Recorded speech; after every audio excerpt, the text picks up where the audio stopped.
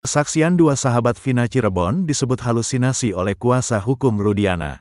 Tak percaya atas kesaksian dua sahabat Vina Cirebon dalam kasus pembunuhan itu, kuasa hukum Ibtu Rudiana menyebut jika Mega dan Widi hanya berhalusinasi.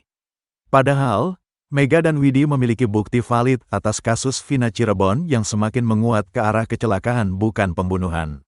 Diketahui, Vina adalah gadis 16 tahun asal kampung Samadikun, Kecamatan Kejaksan, Kota Cirebon, Jawa Barat, yang tewas bersama kekasihnya, Eki, di Jalan Raya Talu, Kecamatan Talun, Kabupaten Cirebon, Jawa Barat pada Sabtu tanggal 27 Agustus tahun 2016. Keduanya disebut menjadi korban penganiayaan geng motor. Kuasa hukum Ibtu Rudiana, Pitra Romadoni, kini menyinggung dua teman Vina, Mega dan Widi terkait kesaksiannya dalam kasus Vina Cirebon. Kubu Ibtu Rudiana tegas tak mempercayai kesaksian dari dua teman Vina tersebut dan lebih percaya kesaksian Suroto. Sembari menyindir, kuasa hukum Ibtu Rudiana itu menyebut Mega dan Widi cuma halusinasi saat menceritakan detik-detik Vina ditemukan kritis lalu meninggal dunia. Alih-alih tak percaya dengan Mega dan Widi, Pitra Romadoni Nasution itu justru lebih meyakini kesaksian Suroto. Mantan mandor desa yang jadi saksi mengaku sempat mendatangi TKP ditemukannya Vina dan Eki 8 tahun lalu. Seperti diketahui, Suroto sempat bersaksi bahwa dialah yang pertama melihat kondisi jasad Eki dan Vina yang kritis di jembatan Talun sebelum pihak kepolisian datang. Karena kesaksian Suroto itulah, kasus Vina dan Eki diyakini sebagai pembunuhan, bukan kecelakaan. Waktu itu menunjukkan pukul 10 malam. Saya sebagai mandor desa karena rutin keliling di wilayah Talun, saya sampai di jembatan itu di situ udah ada banyak pengguna jalan pada berhenti dan melihat korban tergeletak di situ. Saya menanyakan, ini kenapa Pak, ini kecelakaan, tidak ada yang menolong, kata Suroto dalam YouTube Kang Deddy Mulyadi Juni tahun 2024. Namun belakangan, kesaksian Suroto diragukan oleh berbagai pihak. Satu di antara yang meragukan cerita Suroto adalah mantan Kabareskrim Komjen Pol Purn Susno Duaji.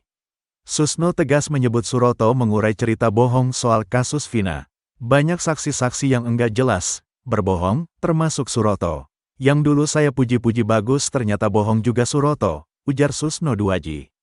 Yang pertama menemukan justru orang yang melapor pada Polsek kan gitu. Jadi banyak saksi ngaku-ngaku yang pertama ngaku-ngaku hebat tapi bohong juga, sambungnya. Status baru Rudiana usai diperiksa Bareskrim atas kasus Vina Cirebon. Setelah diperiksa Mabes Polri soal kasus Vina Cirebon, Ibtu Rudiana dikabarkan memiliki status baru. Status baru ini bisa membuat kuasa hukum para terpidana sumringah. Laporan dugaan kesaksian palsu dan penyiksaan oleh Ibtu Rudiana itu dikabarkan sudah naik menjadi penyelidikan. Namun peningkatan status laporan itu langsung dibantah kuasa hukum Ibtu Rudiana. Bareskrim Polri mengumumkan status baru Ibtu Rudiana usai diperiksa Propam. Diketahui, Ibtu Rudiana sempat dikabarkan memenuhi panggilan tim khusus Kapolri Jenderal Listio Sigit Prabowo 3 malam soal kasus Vina.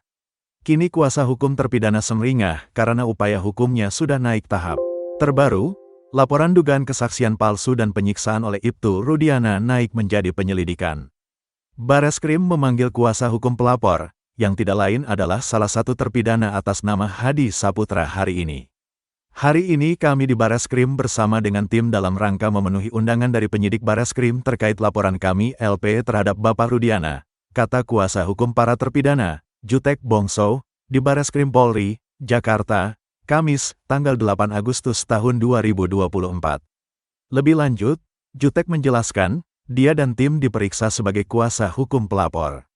Kami sebagai penasehat hukum pelapor, Hadi Saputra, dipanggil sebagai pelapor untuk Bapak Rudiana. Ini masih berlangsung pemeriksaan, di mana gelar pertama sudah dilakukan minggu lalu, dan ini sudah masuk tahap penyelidikan oleh Mabes Polri, lanjutnya. Kuasa hukum Ibtu Rudiana, Pitra Romadoni bantah status kliennya naik penyelidikan.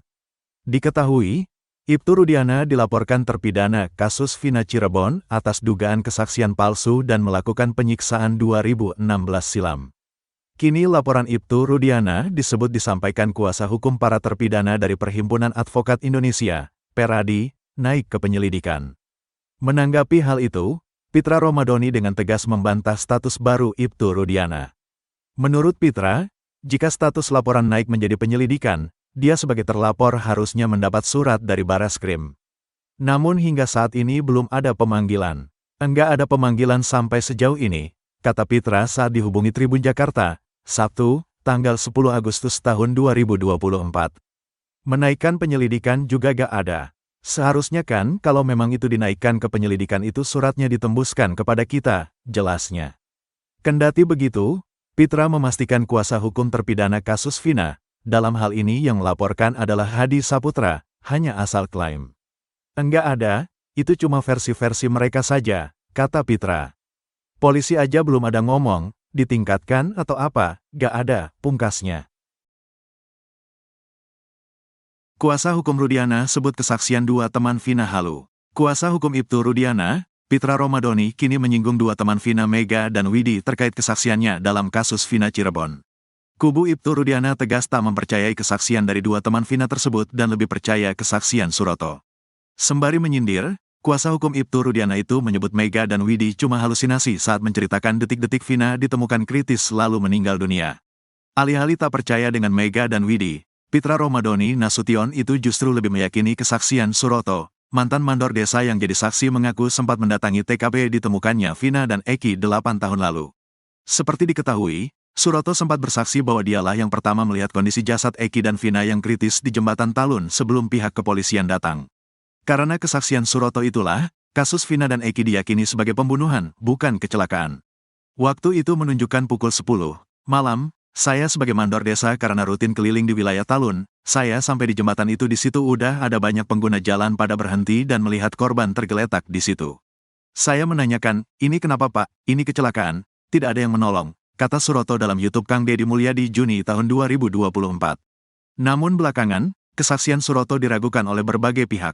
Salah satu yang meragukan cerita Suroto adalah mantan Kabareskrim Komjen Pol Purn Susno Duaji. Susno tegas menyebut Suroto mengurai cerita bohong soal kasus Vina. Banyak saksi-saksi yang enggak jelas, berbohong, termasuk Suroto. Yang dulu saya puji-puji bagus ternyata bohong juga Suroto, ujar Susno Duaji.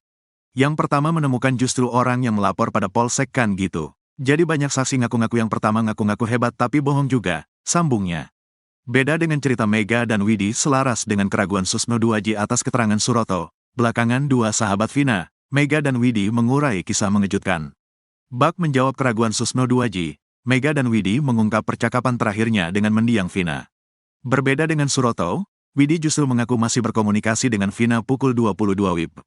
Padahal sebelumnya diakui Suroto, ia menemukan jasad Eki dan Vina dalam kondisi kritis di jembatan Talun sekira pukul 22 WIB.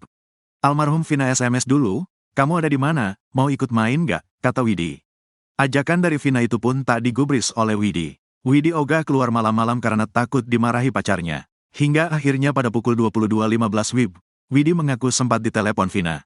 Vina pas nelepon saya benar-benar seneng banget, banyak gerombolan lagi ketawa, terus ada suara motor, akui Widi. Cerita yang disampaikan Widi itu akhirnya terkuak kebenarannya. Tak asal bercerita, Widi ternyata punya bukti valid riwayat percakapan dengan Vina. Yakni berasal dari ekstraksi isi HP Widi, ternyata Vina memang masih mengirimkan pesan ke Mega sekira pukul 22.14 WIB. Mau gak Meg, entar dijemput sama kita, kata Vina dalam chat. Keluarga Vina tolak uang amal pemberian putra ex-Bupati Cirebon. Buntut kembali mencuatnya kasus Vina Cirebon yang tewas bersama kekasihnya, Eki, menuai banyak simpati dari berbagai pihak. Termasuk dari kalangan yang menggelar amal untuk membantu finansial keluarga Vina. Salah satunya adalah bantuan uang 30 juta hasil laga amal tarung tinju di Bali. Uang sumbangan itu merupakan hasil upaya Ramadhani Purwadisastra yang merupakan putra ex-wakil Bupati Cirebon Wahyu Ciptaningsih. Ramadhani sendiri berhasil memenangkan tarung tinju melawan Nanda di Bali pada tanggal 3 Agustus tahun 2024. Namun demikian, keluarga Vina menolak uang sumbangan itu dengan alasan sudah mencukupi. Menerima kenyataan itu, Ramadhani Purwadisastra sempat kebingungan.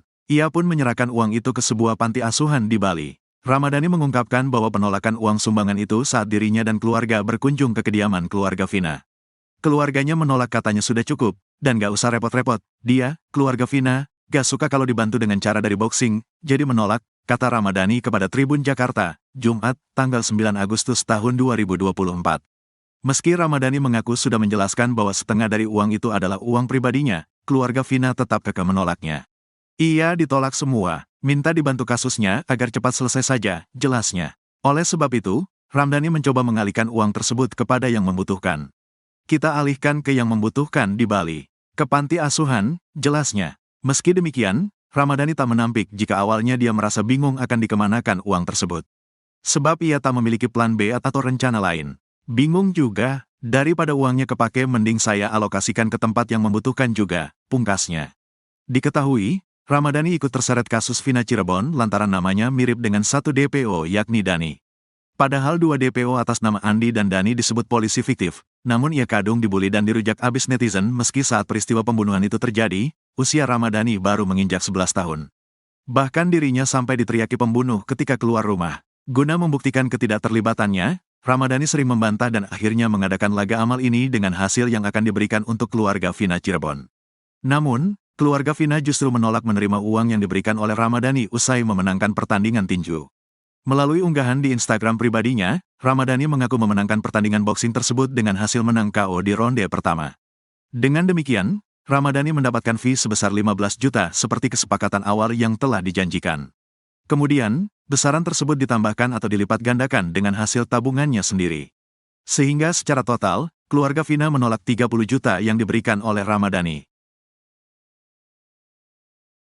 Dua kejanggalan bukti chat di HP Vina Cirebon, beda dengan pengakuan dua sahabat. Kasus pembunuhan Vina Cirebon dan Eki, yang terjadi pada 8 tahun silam, kini semakin terang benderang setelah bukti chat HP korban terungkap. Bahkan, dari bukti chat di HP Vina Cirebon tersebut muncul dua kejanggalan yang dinilai berbeda dengan pengakuan dari dua sahabat Vina yakni Mega dan Widi. Diketahui, Vina adalah gadis 16 tahun asal kampung Samadikun, Kecamatan Kejaksan, Kota Cirebon, Jawa Barat, yang tewas bersama kekasihnya, Eki, di Jalan Raya Talu, Kecamatan Talun, Kabupaten Cirebon, Jawa Barat pada Sabtu tanggal 27 Agustus tahun 2016. Keduanya disebut menjadi korban penganiayaan geng motor.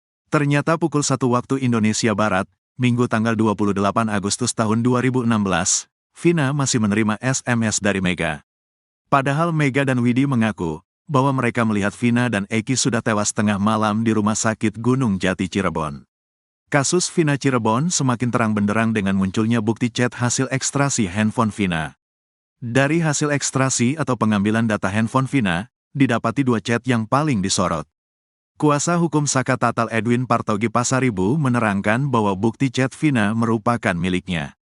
Dia tertarik dengan satu chat yang berada di kolom 55 dan 58. Dalam chatnya, Vina mengirim SMS ke temannya, Widya Sari untuk mengajak main. Yang paling mengesankan dari bukti percakapan ini, percakapan antara Vina kepada Widi kita bisa rujuk di angka 55, katanya. Edwin menerangkan hasil ekstrasi ini terdapat perbedaan waktu 7 jam dengan aslinya karena merujuk pada UTC. Kalau di-Indonesiakan karena waktunya UTC ya waktu dunia kalau dikonversi ke WIB itu 7 jam.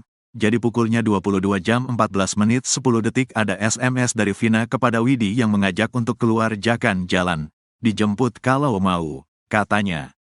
Tepatnya, seperti ini isi SMA Vina ke Widi di pukul 22 jam 14 menit 10 detik WIB pada tanggal 27 Agustus tahun 2016. Mau gak mek, entar dijemput sama kita, tulisnya.